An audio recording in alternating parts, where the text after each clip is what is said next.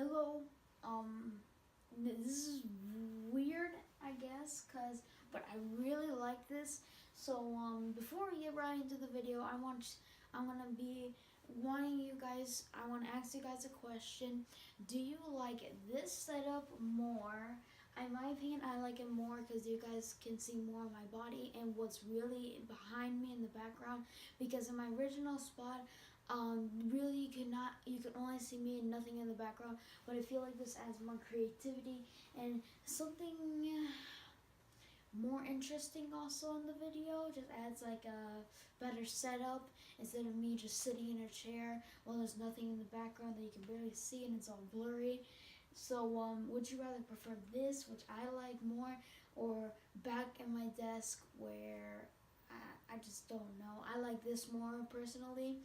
But you comment down below, would you like this is number one, or number two being in my desk? Everybody that is probably subscribed, they know that they know which one's number two, which is my desk, because I do that all the time. Or would you like not want number one, which I have posters and I have other stuff there, and then maybe every once in a while I might change up the posters when I get new ones. And yeah, let's just head right into the video. Alrighty, welcome everybody to this. Hopefully, I really actually like this idea. Welcome to game review. This is basically where this is probably not going to be a weekly episode. This might be an episode of a series that every once in a while comes out, to where I will review and talk about a game that has been very popular and has been very out there. Now, I know what you see in the title already. Yes, I will be talking about Fortnite Battle Royale and Fortnite Save the World. Save the World won't be talked that much since one, it's not that popular, and two, I don't play it that much. But Battle Royale will be the main point of this video. How do you like the new setup? I really like it more. I think what will be the problem of this is maybe the audio. Maybe you guys can hear me that well, so that's why I'm kind of speaking up a little bit louder than usual, and I'm doing all this stuff with my hands. But let's get right into the video. I'm going to start off talking about Battle Royale, because this is mostly what people come for, and I'll give it a rating at the end. I'll give it like 1 out of 10, and see my personal opinion about the game and what I think flaws and pros and cons about this game. So let's just start up with the concept itself. Basically, the whole concept of the game, in my opinion, came from PUBG. Is when like nobody could get PUBG because it was only on the PC. So then the company created this. So then when they had the time before PUBG could even release it out on the console, they basically got finished before them, and then they ended up making their own PUBG in a way, but yeah, just a little bit different, to where you can't drive in a car, but you can build items. So that was basically how they came up, and that's my opinion. So yeah. Basically, the end agenda is that you be the last one standing to get the victory royale. Now, you see, this game is creative in the way as in they always add stuff and it's different, because let me get an example as in Overwatch. Overwatch is a great game. I love the game. I love the diversity of all the characters, but every new update, it's just skins and it's just game modes. That's really not changing the whole game up. They do add new characters every once in a while, but yet these characters, we're just like, oh, they're adding another character. Took them a while because they take so long about it. But Fortnite, they add these new things that change up the game, that change up like camping and like and healing and stuff like that. and you don't need to use bandages and medkits and shields all the time, and they added this and that. That's what I love about the game so much, is that whenever you think that you found a good thing, they will make an update that will change that, so then you will have to figure out another thing, and it will always in a way be balanced, and you're always intrigued because you never know what can pop out at any moment. What I think about the cons of it is in how expensive the game could be for the cosmetics. Now, what's a pro about Overwatch though is that I think a lot of people know that it's the same stuff, but it's great and it's free. Now I know the new Overwatch League just came out, and that's more money, and that's actual money that you need to pay. But think about it, they had to get like official teams for it to pay. They never made DLCs or anything. They just did it that way for free. All we need to do is just play the game, get loot boxes, and hope for if we get lucky. But with Fortnite, it comes out with so much expensive stuff. I mean, $15 for a costume, $20 for a costume, and I really don't want to play that. Like, I love the game, but I know it's not gonna keep with me forever. So you really gotta think about it.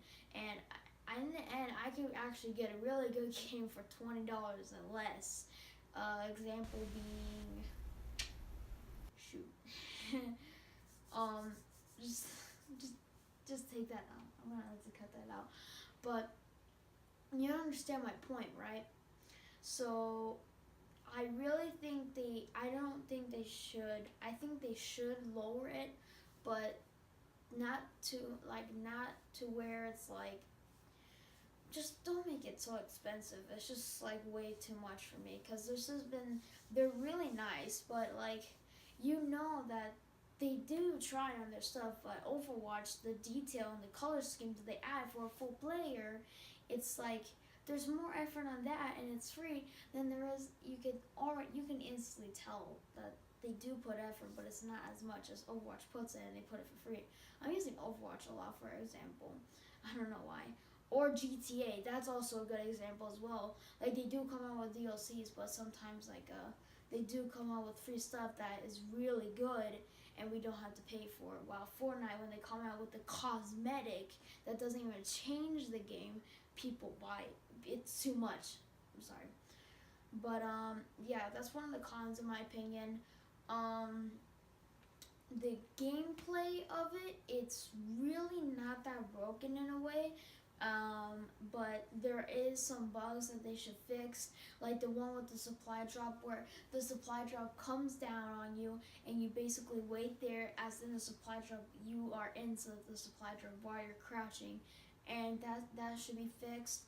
And also, hacker problem does not. I have no hacking problems, because I think the reason why is because I have a console, and I know that there's really not that many hackers, and a console's more of a PC since it's easier to do.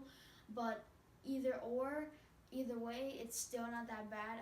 I think Fortnite takes care of it really well, even though with that suit that they had, which was like what, 175,000, just because a kid hacked. Now, you see, I think Epic Games is good for what they've done, to an extent, to where they really just they $175,000, that you can get a good house with that. And it's just like, they, even with their suing, they want it to be expensive. So I really think they're money thrivers. Now I know the game is free to begin with, but I mean, still. What else should I talk about? The guns that are broken. Most guns are alright, but like, the accuracy from the gun changes really can change. Like, especially from the white AR to a green AR. I am a good aimer, and yet sometimes the white AR, like, it just takes it all out of place with the aim. is that no matter what aim that you have, that the white AR will never, you can never defend on it, because the bloom is so broken out of it that you can be right on top of the target and yet the bullet will curve out or go downwards. So then in the end you really won't be making those shots that you should be making. While then as we go to the green AR, that completely changes the aim, as then but then we hit right straight into the green AR, and then everything just changes for the better. But yet, I can feel and I can see the difference, because now I'm able to make the shots that are actually inside the blue, and it won't curve as badly as the white AR. So it's just like a way more better thing. But yet in the blue AR, it is a better, but yet it's not that much. It's not as big as from white AR to a green AR, if you know what I mean. Also, another gun that I feel like is so broken is the revolver. The revolver is so bad with every single thing. In my opinion, it is the worst gun that I've ever seen. Any variant from white to blue, it is horrible. There's nothing good about it, really. It is the most broken thing ever. The bloom never works. Nothing ever works in this thing. The only thing that can go far and actually good with is the range, and it still doesn't matter. In the end, you still won't be making any shots, and this I've never ever seen, even in the pros play, ever seen in a way of play of the game when they use the revolver, because it's so bad and there's almost no possible way in ever winning of it, since of the fire rate delay and the lack of it taking damage. The only way that you might win a fight with it is a confirmed head. But yeah, and then in the video, I keep on going to talk about other stuff. But really, in the end, I think this game is all great with mostly every single thing. Really think the only thing that could be broken might be the pump. But that's really all that there is to be. Hope you enjoyed. In the end, I would give this game a very nice 8.5 to 9, since of the bug lack, the hackers, not there's no hackers, rare bugs, and it's just always a game changer in this game, which is something that I really love. And that's basically gonna be it for this video. We're gonna head to the Save the World section, which will be a very quick section. There will be probably only like one picture. I don't know why to say that, but hope you enjoyed. 8.5 basically. My apologies. My apologies. I'm sorry. I forgot to do Save the World Fortnite.